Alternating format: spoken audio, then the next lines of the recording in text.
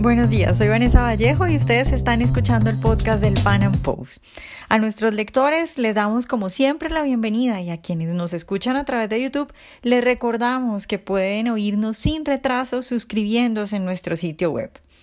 Este domingo que acaba de pasar se llevaron a cabo elecciones presidenciales y generales en México. Andrés Manuel López Obrador, conocido popularmente como AMLO, obtuvo una victoria histórica. 24.127.452 votos que representan el 53% del total de la votación. Pero no solo eso, sino que también logró mayoría en Senado y Cámara. Arrasó con todo. ¿Qué hizo que AMLO consiguiera esto? ¿Y qué se viene para México? ¿Qué va a hacer AMLO? ¿Una especie de Chávez o más bien un Lula da Silva?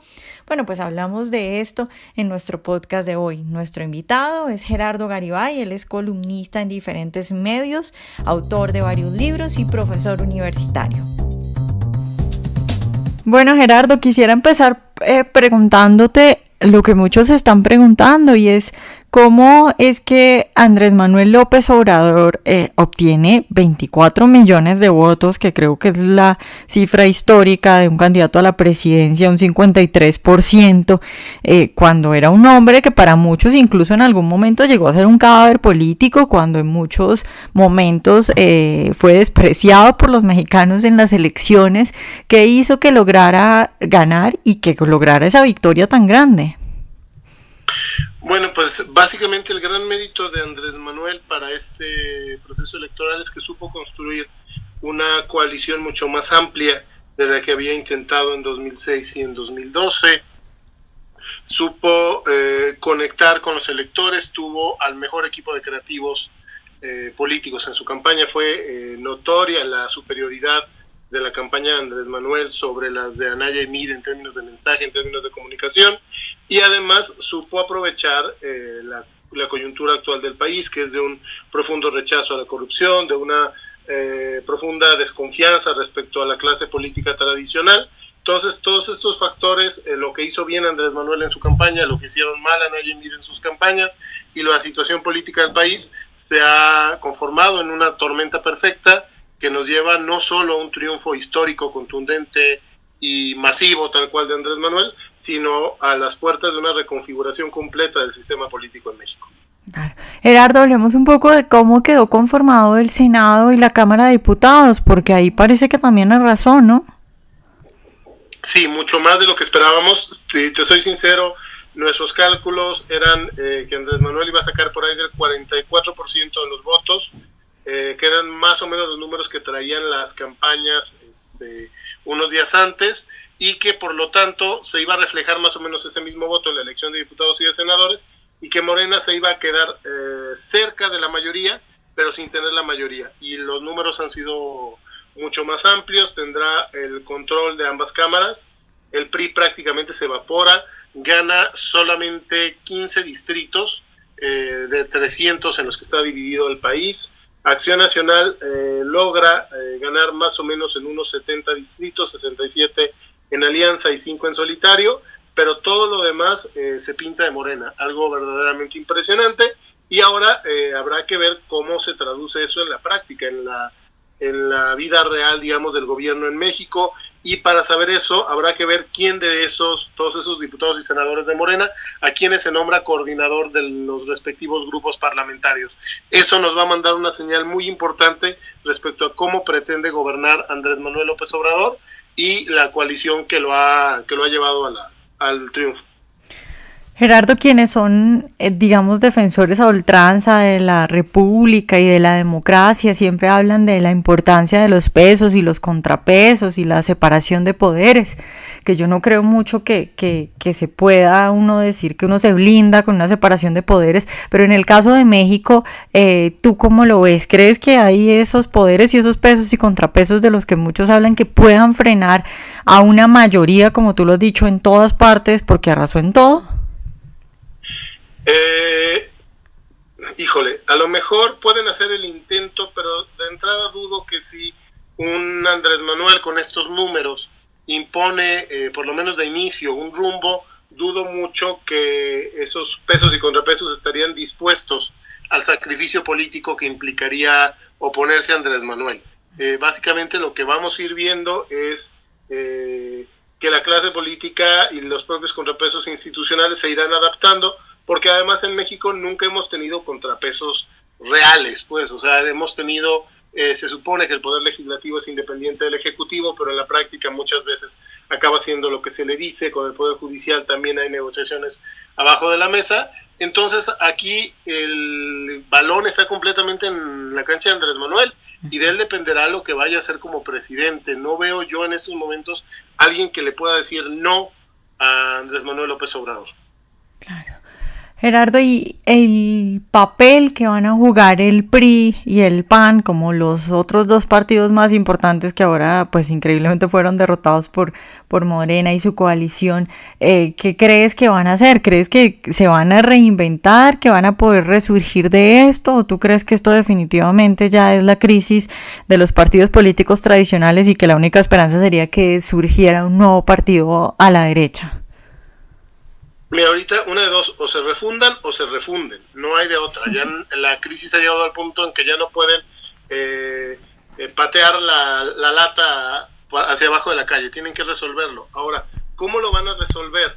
El PRI prácticamente ha perdido su razón de ser, porque sus banderas ideológicas tradicionales ya se las quitó Morena, y para los tecnócratas, para los priistas más de derecha, pues se sentirían incluso mucho más a gusto en un partido tipo PAN que en el propio PRI. Entonces, para el PRI seguramente lo que vendrá ya es un proceso de volverse, en términos astronómicos, una enana blanca, es decir, se va a mantener a lo mejor un pequeño bloquecito, pero con un 5, un 10% de los votos, no más, y los demás tendrán que buscar cómo acomodarse.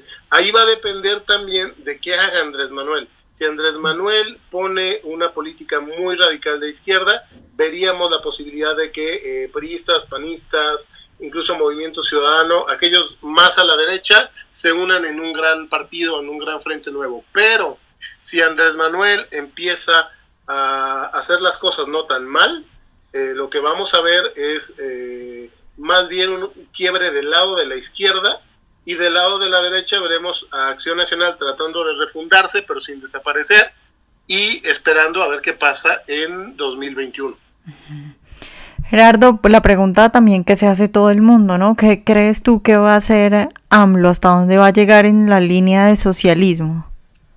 Mira, el problema con Andrés Manuel, de hecho, en algún podcast me preguntabas cómo es un Chávez, ¿qué es Andrés Manuel? La verdad es que no sabemos todavía bien qué es. Es un camaleón. Pragmático, es un camaleón, exactamente. Y lo que ha hecho hasta el momento, hoy siendo martes a las 12:16 horas, horario del centro de México, a mí me ha gustado en términos generales lo que he visto de Andrés Manuel. Lo que hemos visto es un Andrés Manuel con un discurso conciliador, con un discurso populista, sí, pero pues en México todos son populistas. Toda la izquierda se le quiso montar a la pachanga, Maduro, Dilma, toda esa fauna bolivariana se le montó en Twitter a felicitarlo. Sin embargo, no les contestó a ninguno de ellos. ¿A quién sí le contesta la llamada? ¿A quién sí le contesta el Twitter? Se lo contesta Donald Trump, y eso envía una señal, tanto el tweet de AMLO como el tweet de Trump envían una señal muy clara de colaboración, y de que Andrés Manuel tiene, por lo menos hasta ahorita, en claro que la prioridad de México debe ser voltear hacia Estados Unidos, que nuestro verdadero socio es Estados Unidos y no Sudamérica. Eso de entrada es una muy muy buena señal. El tema que habla Alfonso Romo, que va a ser prácticamente el jefe de gabinete de Andrés Manuel, diciendo que se van a ampliar las zonas económicas especiales que estableció Peña Nieto, que son áreas en las cuales no se cobran tantos impuestos, hay menos regulaciones para impulsar la inversión privada, impulsar el desarrollo, me parece muy positivo. El solo hecho de que Romo ocupe una parte tan importante en el proceso de transición de López Obrador, también a mí me da mucha esperanza de que lo que vamos a ver es un escenario mucho más parecido en todo caso al de Brasil, que al de Venezuela, en el sentido de que Obrador no va a traer una línea, por lo menos hasta ahorita, una línea de izquierda radical, sino va a traer algo mucho más parecido a una socialdemocracia, como la hemos estado viendo en los últimos años en México. La duda es que también finalmente Andrés Manuel tiene que cumplirle a sus electores, y lo ha elegido una carpa de gente muy distinta, desde el radical izquierdista que acaba de bajar de la sierra con su rifle, hasta personas de derecha, personas conservadoras, personas que simplemente están hasta el gorro del PAN y del PRI. Entonces equilibrar las pasiones y las expectativas de todos ellos va a ser un desafío enorme, y ante ese desafío puede surgir la vena autoritaria de Andrés Manuel. Para mí ese es el gran riesgo ahorita, y el hecho de que no sabemos cómo va a gobernar. Gerardo, precisamente por eso te iba a preguntar, el comité de asesores o el gabinete que tiene hasta ahora AMLO, ¿qué se podría decir de ese grupo de personas? En términos económicos, me parece, no, quizá decir me gusta sería demasiado lejos, pero no me disgusta. La persona a la que proponen como secretaria de Economía le sabe. Las personas que propuso para seguir la negociación del Tratado de Libre Comercio tienen un buen perfil. En términos económicos, lo que estamos viendo hasta ahorita, las primeras señales son bastante positivas. Hay otras dependencias donde está proponiendo gente con un perfil más de izquierda, pero eso mismo lo hubiéramos visto si hubiera ganado Ricardo Anaya. Entonces no hay hasta el momento mayor diferencia. El amlocalipsis que yo esperaba, incluso del que llegué a escribir un artículo en mayo, hasta el momento no lo estamos viendo, no estamos viendo ese escenario, pero pues ahorita todavía no ha pasado nada. Finalmente estas primeras señales pueden ser nada más para darle tranquilidad a los mercados, y realmente a partir de cuándo vamos a saber de qué lado más la iguana, como decimos en México, hacia dónde va Andrés Manuel. Lo vamos a ver a finales de agosto, cuando se anuncie quiénes serán los coordinadores de los grupos parlamentarios de Morena en la Cámara de Diputados y en la Cámara de Senadores. Ahí vamos a empezar a ver señales mucho más claras, y también cuando veamos finalmente la conformación del gabinete y si es que efectivamente Olga Sánchez Cordero queda en Secretaría de Gobernación o se busca alguna otra persona. Gerardo, ya para terminar, quisiera preguntarte por el tratamiento que AMLO le quiere dar a los narcotraficantes, porque digamos que uno de los principales problemas que tiene México es el problema del narcotráfico, y él ha hablado de hacer un acuerdo con los narcotraficantes. ¿De eso ha puntualizado algo, o qué implicaciones tendría eso para el país? El problema con esa propuesta, al igual que con todas las propuestas de Andrés Manuel, es que las ha dicho en términos tan generales que pueden significar una y mil cosas. Eso fue una muy buena estrategia en campaña, porque eso permitía que gente desde la ultraizquierda hasta la derecha se identificara con Andrés Manuel, y ahora ya que la tiene que aplicar, pues va a significar ahora sí aterrizarlas. El tema de la amnistía a muchos nos parece insensato si es que se tratara de una amnistía general. Es algo que ya se intentó, por ejemplo, en Colombia, si mal no recuerdo, y no tuvo los resultados esperados. Pero también es cierto que de este berenjenal de la estrategia actual del narcotráfico se tiene que salir de algún modo. No se puede mantener la estrategia actual, esta estrategia nefasta, contraproducente, que empezó con Fox y dio con Calderón y con Peña. Se tiene que hacer algo distinto.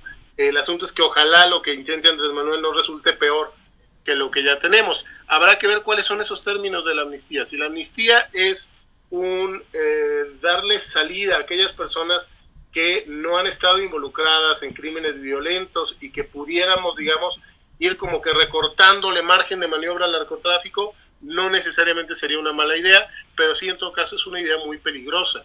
Y Andrés Manuel sabe que la seguridad pública será su gran desafío, incluso más que el tema económico. Y también es muy claro que la estrategia actual no ha funcionado. El problema es encontrar otra estrategia que sí funcione, que es prácticamente una aguja en un pajar. Y ese será, yo creo que el principal de los desafíos que tendrá que afrontar el nuevo gobierno. Y habrá que estar atentos, te digo, sobre todo al tema del autoritarismo. El gran pecado de Andrés Manuel no es el que sea un socialista convencido, como sí lo son algunos de sus seguidores y algunos de sus asesores, gente como Taibo, como Noroña, sino el que es una persona pragmática pero autoritaria. Si a Obrador le gana lo pragmático, vamos a ver un sexenio que no va a ser maravilloso, pero tampoco va a ser malo. Si a Obrador le gana lo autoritario, podemos acabar en un escenario incluso tipo Venezuela, no por ideología, sino por el tal cual montarse en su macho, es decir, aquí se van a hacer las cosas como yo quiero, y en ese hacer las cosas como él quiere, ir cerrando espacios de colaboración que fueron justamente esos espacios los que le han permitido ganar de una manera tan contundente y tan clara en las elecciones. Gerardo, y en esas cosas que estás diciendo, obviamente juega mucho, un papel muy importante, qué tan ladrón o qué tan ambicioso, en el mal sentido de la palabra, sea. AMLO, ¿qué tan ladrón es? ¿O qué tanto crees tú que pueda ser ladrón? No lo sabemos. Él personalmente, yo no creo que haya sido una persona que se haya robado dinero hasta el momento en el gobierno. Okay. ¿Por qué? Porque también hay políticos a los que no les interesa el dinero, sino el poder. Y en ese sentido me preocupa el hecho de que Andrés Manuel no es una persona que esté adicta al dinero, sino mucho más adicta al poder. Los que sí son corruptos son, en términos de dinero, son muchas de las personas con las que ha colaborado Andrés Manuel desde la jefatura de gobierno de la Ciudad de México, y si se vuelve a rodear de gente de mano larga, pues lo que vamos a estar viendo son escándalos de corrupción tipo Brasil en los próximos años. Seguramente se harán obras faraónicas tipo el segundo piso que hizo en la Ciudad de México, y ese tipo de obras pues serán también un espacio y una oportunidad para la corrupción. Ahí, en todo caso, lo que tendremos que hacer nosotros es, si vemos actos de corrupción, denunciarlos con la mayor fuerza posible para que no se caiga en las redes de impunidad que tanto daño le hicieron a México en la época del PRI. Bueno, Gerardo, pues muchas gracias por estar de nuevo con nosotros. Con todo gusto, un saludo. Ojalá hayan disfrutado nuestra entrevista de hoy. Recuerden seguirnos en nuestro canal de YouTube y en nuestras redes sociales, y nos vemos en un próximo Panam Podcast.